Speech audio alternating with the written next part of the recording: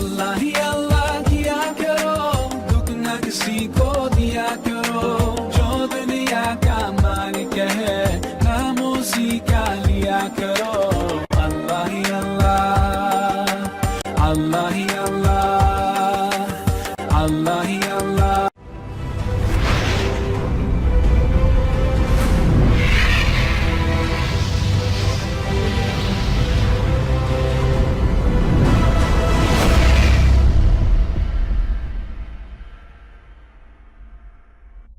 Click on subscribe button and press the bell icon so you don't miss any update.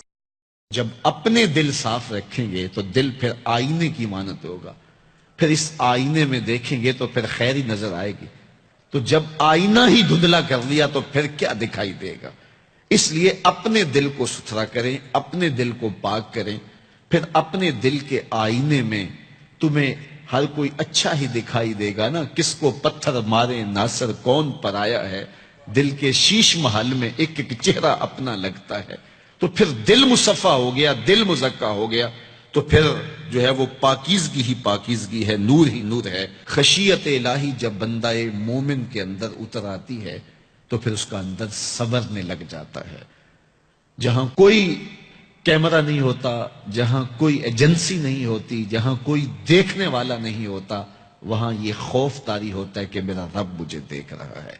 اور یہ تصور انسان کی زندگی کے اندر خیر لاتا ہے۔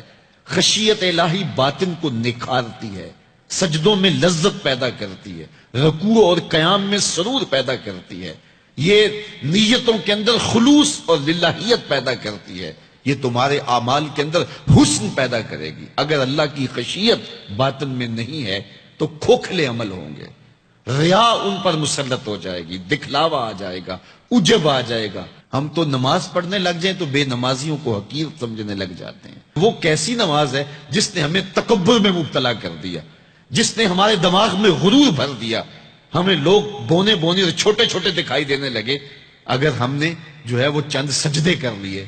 لیکن وہ لوگ جو خشیت الہی کے نور میں پرورش پاتے رہے، وہ ساری زندگیاں عبادت میں گزارنے کے بعد پھر بھی روتے تھے، پتہ نہیں ہماری باتیں بھی قبول ہوئی ہے کہ نہیں۔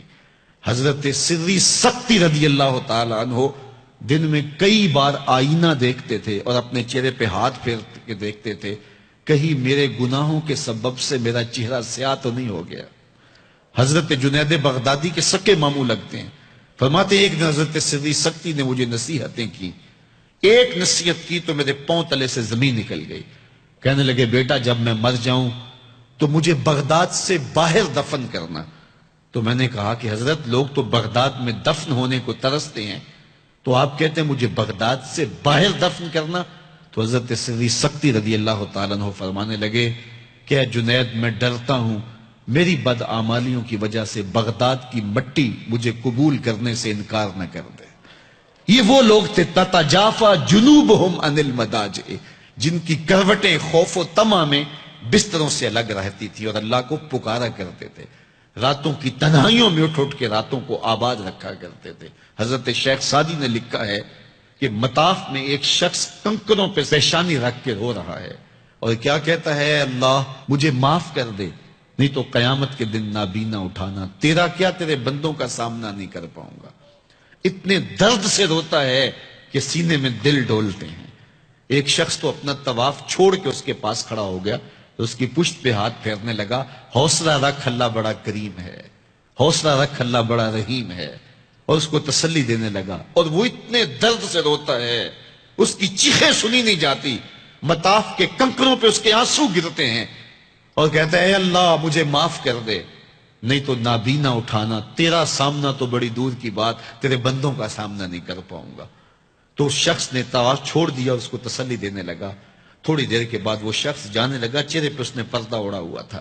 تو اس شخص کو تجسس تھا کہ میں دیکھوں یہ کون ہے جو اتنے درد سے روتا ہے اور اس کو سمجھاؤں کہ اللہ بڑا کریم ہے۔ تو وہ اس کے پیچھے چل پڑا۔ تو جب اس شخص نے نقاب سے پردہ اٹھایا تو اس شخص کی چیخیں نکل گئیں، فائزہ ہوا الشیخ عبد القادر جیلانی۔ تو یہ زاروں کے تار رونے والا شیخ عبد القادر جیلانی تھا۔ آج پیر کہتا ہے کہ میں تمہیں بخشوا دوں گا، ضمانت فراہم کر رہا ہے. یہ حضرت غوث اعظم رضی اللہ تعالیٰ عنہ یہ خشیت، یہ عاجزی، یہ نیاز مندی اللہ کے حضور پیش کر رہے ہیں. جب تک خشیت کا یہ عالم بندے کو اوپر طاری نہیں ہوتا اتنی دیر تک اس کے عمل اس کے اندر عجز پیدا نہیں کریں گے، عجب پیدا کریں گے، ریاکاری پیدا کریں گے، تصنع پیدا کریں گے. وہ لوگوں کو حقیر سمجھنے لگ جائے گا. اور اس کائنات میں اس سے بڑا کیا جرم ہو کہ کوئی کسی کو حقیر سمجھے. تو کسی کو حقیر مت سمجھو.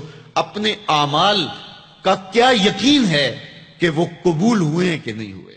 Click on subscribe button and press the bell icon so you don't miss any update. السلام